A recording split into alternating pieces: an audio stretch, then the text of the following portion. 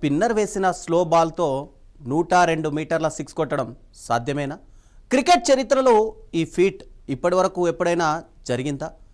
తాజాగా జింబాబ్వేతో జరిగిన మ్యాచ్లో వైభవ్ సూర్యవంశీ ఓ అసాధారణ షాట్ కొట్టి క్రికెట్ ప్రపంచాన్నే నివ్వరపరిచాడు. స్పిన్నర్ వేసిన బంతిని అది కూడా కేవలం టైమింగ్తో కవర్స్ మీదుగా 102 మీటర్ల దూరం పంపించడం మాత్రం సాధారణ విషయమేం కాదు. అటువంటి అసాధారణ విన్యాసం జింబాబ్వేతో జరిగిన మ్యాచ్లో చూసేందుకు మనందరికీ లభించింది. ఇంతకీ అటువంటి షాట్ కొట్టడం మరీ అంత స్పెషలా?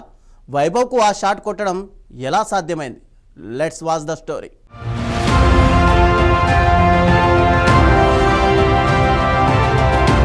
క్రికెట్లో 100 మీటర్లకు పైగా సిక్సర్లు కొత్తేమీ కాదు. Chris Gayle, MS Dhoni, Rohit Sharma లాంటి పవర్ హిట్లర్లు అప్పుడప్పుడు అలాంటి భారీ షాట్లు కొట్టారు. కానీ అవి ఎక్కువగా ఫేసర్ల బంతులపైనే. బంతి వేగం కూడా బ్యాట్కు కొంత శక్తిని అందిస్తుంది.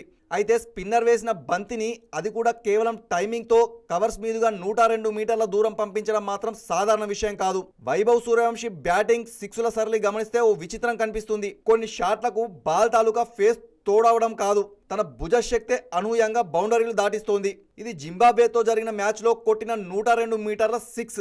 ఈ షాట్ను గమనిస్తే వైభవ్ సూర్యవంశీ పూర్తి శక్తితో ఊచకోత కోసినట్టు కూడా కనిపించదు. పెద్దగా శరీరాన్ని విసరలేదు. కేవలం బ్యాట్ స్వింగ్, టైమింగ్, బలమైన మణికట్టు, భుజాల శక్తి అంతే. బంతి గాల్లోకి లేచిన తీరు చూస్తే అది సహజమైన పవర్ అని అర్థమవుతుంది. బలవంతంగా కొట్టిన షాట్ మాత్రం కాదు.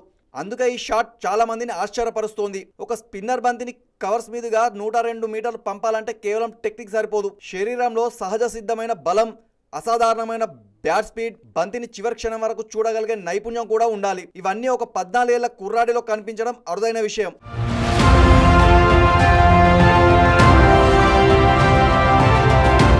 ఇప్పటికే సోషల్ మీడియాలో ఒక చర్చ మొదలైంది. ఇదే షాట్ కోహ్లీ, రోహిత్ లేదా ధోని కొట్టి ఉంటే 2 రోజుల పాటు అన్ని ప్లాట్ఫారాల్లో అదే వైరల్ అయ్యేదని చాలా మంది అంటున్నారు. ఆ పోలిక ఎంతవరకు సరైందనేది పక్కన పెడితే వైభవ్ ఆడిన షాట్ మాత్రం ప్రశంసలకు పూర్తిగా అర్హమైనదే.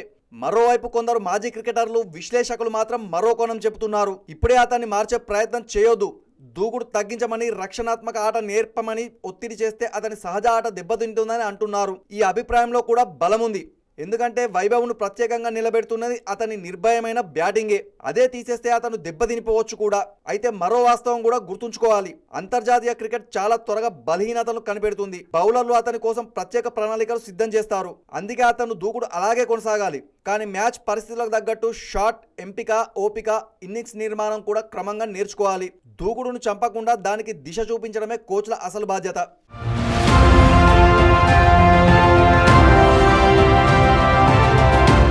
సచిన్ టెండూల్కర్ను చిన్న వయసులో ఎవరూ అతని సహజ ఆటను పూర్తిగా మార్చలేదు. విరాట్ కోహ్లీ దూకుడును కూడా ఎవరూ ఆపలేదు. కాలక్రమంలో వాళ్లే పరిస్థితులకు తగ్గట్టు మారారు. వైభవ్ విషయంలో కూడా అదే పద్ధతి సరైనదేమో. ఒక విషయం మాత్రం స్పష్టంగా కనిపిస్తోంది.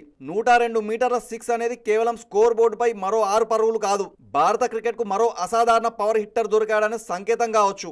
అతనిలో ఉన్న ఈ సహజ శక్తి, నిర్భయమైన మనస్తత్వం, టైమింగ్ ఇవన్నీ సరైన దిశలో ఎదిగితే రాబోయే సంవత్సరాల్లో ప్రపంచ బౌలర్లకు కొత్త తలనొప్పి ఖాయమని ఖచ్చితంగా చెప్పవచ్చు.